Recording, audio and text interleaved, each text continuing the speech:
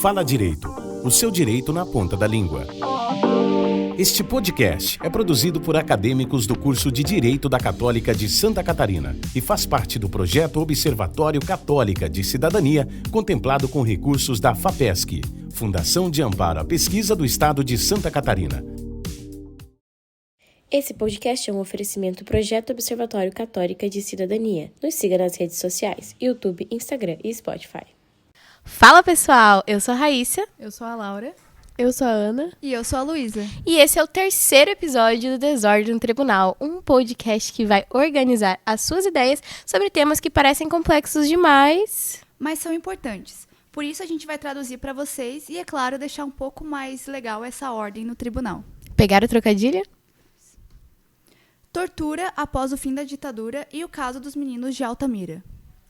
A ditadura chegou ao fim, mas será que os tratamentos desumanos durante uma investigação chegaram?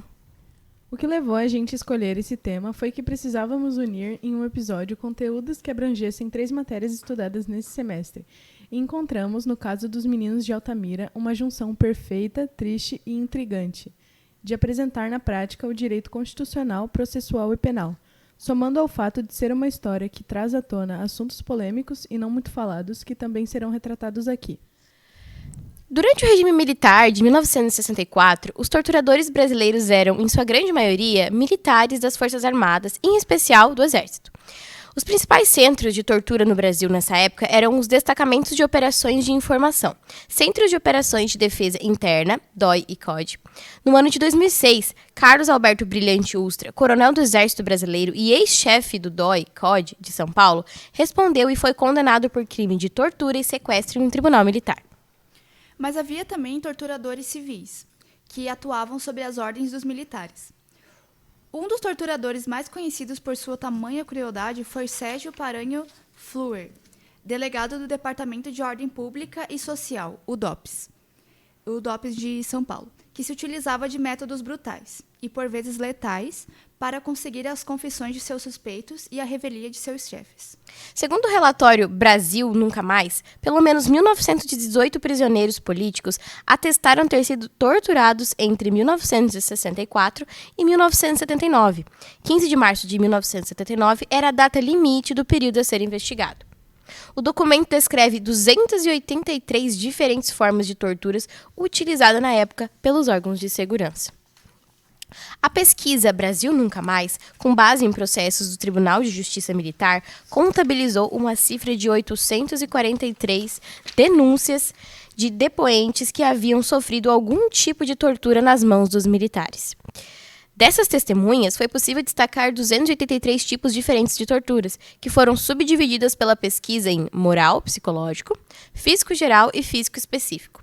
Este, por sua vez, é dividido em sexual, elétrico, com instrumentos cortantes ou queimantes, com instrumentos mecânicos, torturas de beira de morte, torturas combinadas e torturas atípicas. O período de regime militar ditatorial chegou ao fim e sabemos que hoje a tortura é veemente proibida, podendo visualizar a sua reprovação em diversos dispositivos legais, como principalmente na Constituição Federal de 1988, que o crime de tortura é citado em seu artigo 5º, no inciso 3º, que diz que ninguém será submetido à tortura e nem a tratamento desumano ou degradante. E também na Constituição, no artigo 5º, inciso 43, onde trata sobre os crimes inafiançáveis, entre eles encontra-se o crime de tortura. A lei considerará crimes inafiançáveis e insuscetíveis de graça ou anistia a prática da tortura. No artigo 121, parágrafo 2º, inciso 3º do Código Penal, o crime de tortura é previsto como uma agravante. Além disso, a tortura durante uma investigação criminal para arrancar uma confissão fere gravemente direitos processuais fundamentais garantidos na Constituição Federal de 88. Dentre eles estão o devido processo legal. O devido processo legal está previsto na Constituição Federal no seu artigo 5º, inciso 54. Ninguém será privado da liberdade ou de seus bens sem o devido processo legal, que basicamente é a garantia de ter um processo justo, que siga corretamente os ritos procedimentais e que permita o asseguramento das demais garantias processuais, como o contraditório e a ampla defesa. E a ampla defesa. A ampla defesa está prevista na Constituição Federal, em seu artigo 5º, inciso 55. Aos litigantes em processo judicial ou administrativo e aos acusados em geral são assegurados o contraditório e a ampla defesa, com os meios e recursos a ela inerentes. Que nada mais é que o direito de resistir no processo, podendo se utilizar de todos os meios processuais e econômicos para se defender. E se há tortura, tampouco há chance de defesa. Para a gente ilustrar esses crimes e as várias violações que ele traz consigo, a gente vai apresentar a história dos meninos de Altamira, que é carregada de mistério, preconceito, injustiça e muito sofrimento. Protesto. Não sei o que isso significa. Mas antes de relatar esse caso, nesse bloco, como vocês já sabem, iremos trazer uma breve explicação de significados de termos que podem gerar dúvidas nos ouvintes por seu alto grau de juridiquês ou complexidade. O primeiro que a gente vai falar é sobre o crime inafiançável, que ele é definido como um crime inafiançável aquele que não se cogita o pagamento de fiança e, consequentemente, a liberdade provisória do indivíduo que o pratica.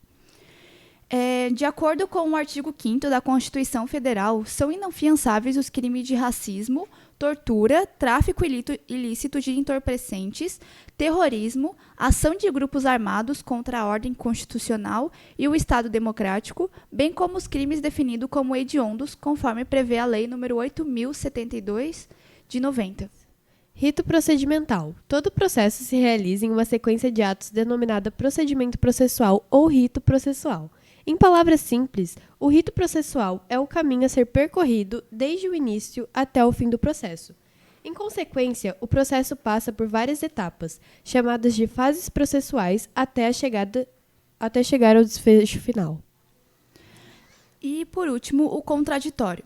O princípio do contraditório consiste na participação efetiva das partes durante todas as etapas processuais, assegurando assim a possibilidade de falar após cada ato da parte contrária. Nesse sentido, o princípio dá às partes a oportunidade de manifestação, de realizarem um diálogo e de requererem a produção de provas que julgarem importantes, dentre outros requerimentos permitidos pela lei. Bom, agora que a gente já deu aquela agregada no vocabulário de quem está ouvindo, vamos continuar de onde a gente parou, porque essa história vai te deixar, no mínimo, indignado com tamanha crueldade. No final da década de 80, muitos meninos começaram a sumir pelo Brasil.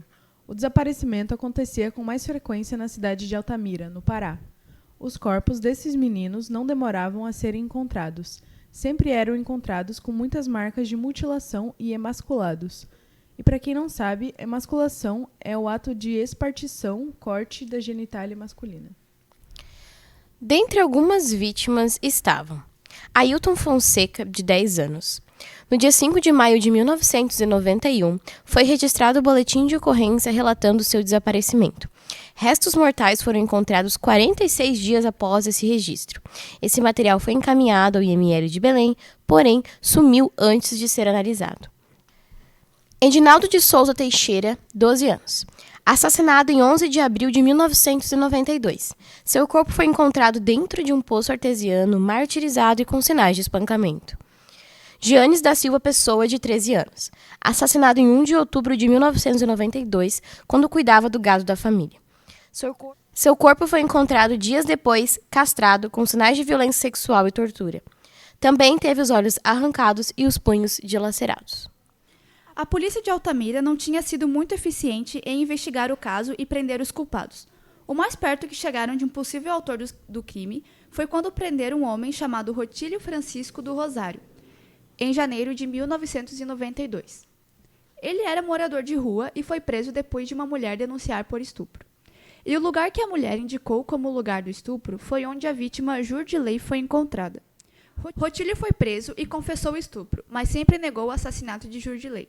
Mas ele acabou morrendo na delegacia mesmo por insuficiência cardíaca e edema agudo no pulmão. Depois de tempo, foi relatado que Rotílio teria sido, na verdade, torturado até a morte para confessar os assassinatos. Mas a prisão de Rotílio não foi o suficiente para a população de Altamira. As pessoas achavam que ele teria sido só um bode expiatório. Essa questão de falta de vontade da polícia de investigar os assassinatos das crianças durou até as próximas eleições, pois foi quando o último menino, Giannis, desapareceu. Era a época de eleição em Altamira.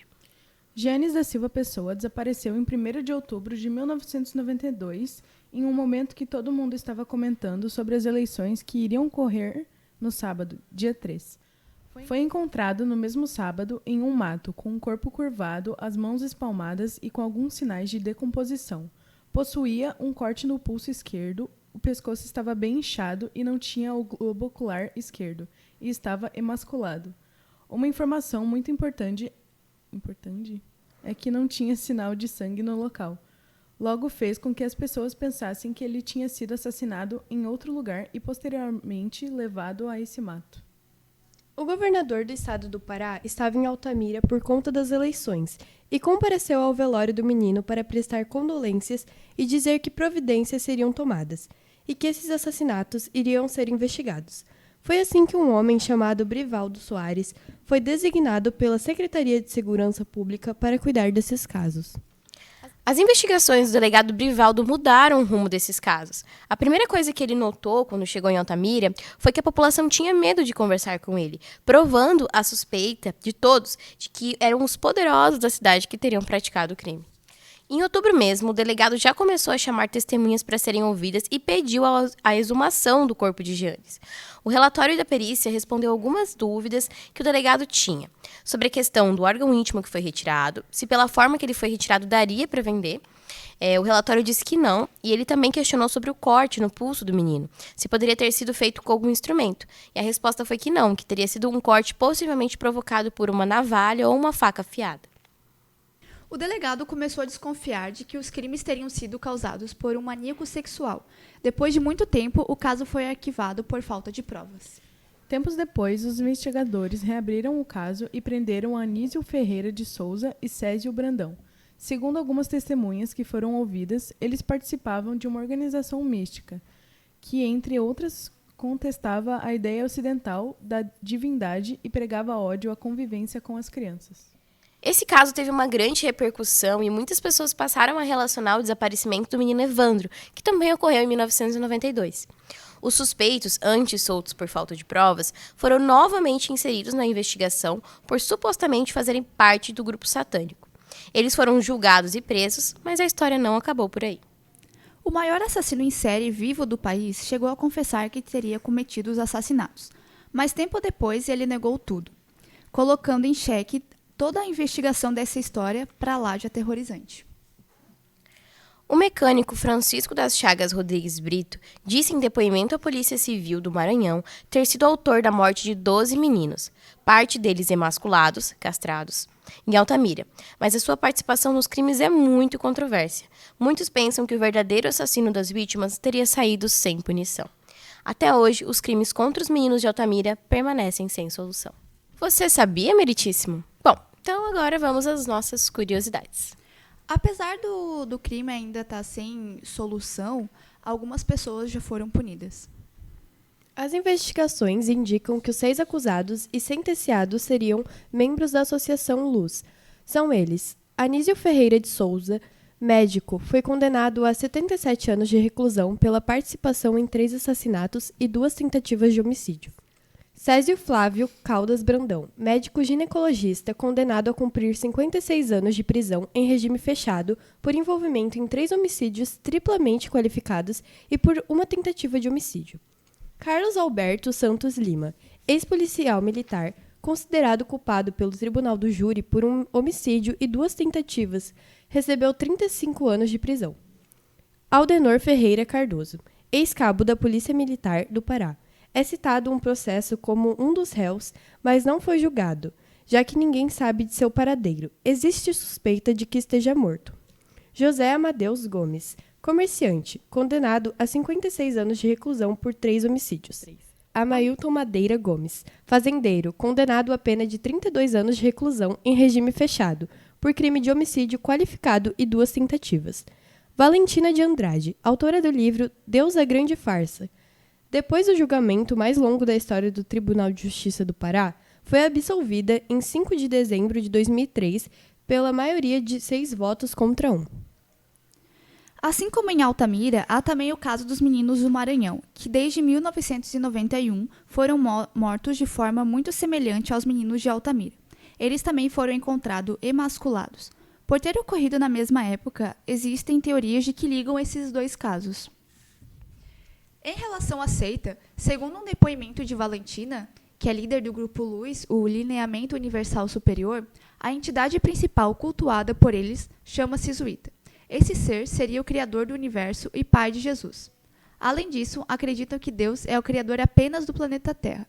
Daí o título do livro de Valentina, Deus, a Grande Farsa. Então, pessoal, esse foi o episódio de hoje sobre tortura e a história dos meninos de Altamira, que nos traz de tudo um pouco. Deu pra ver, né? Bom, esperamos que vocês tenham gostado e até a próxima. Tchau! Eu nem falei tchau direito. Ai, meu Deus. Fala Direito, o seu direito na ponta da língua. Este podcast foi produzido por acadêmicos do curso de Direito da Católica de Santa Catarina, sob supervisão do professor Dr. Jason Giovanni Heiler. O Fala Direito é integrante do projeto Observatório Católica de Cidadania, contemplado com recursos da FAPESC. Outros conteúdos para turbinar o exercício da sua cidadania você encontra nas redes sociais. Instagram, @fala_direito. E Spotify, Fala_direito. Dê um upgrade na sua cidadania. Siga o Fala Direito.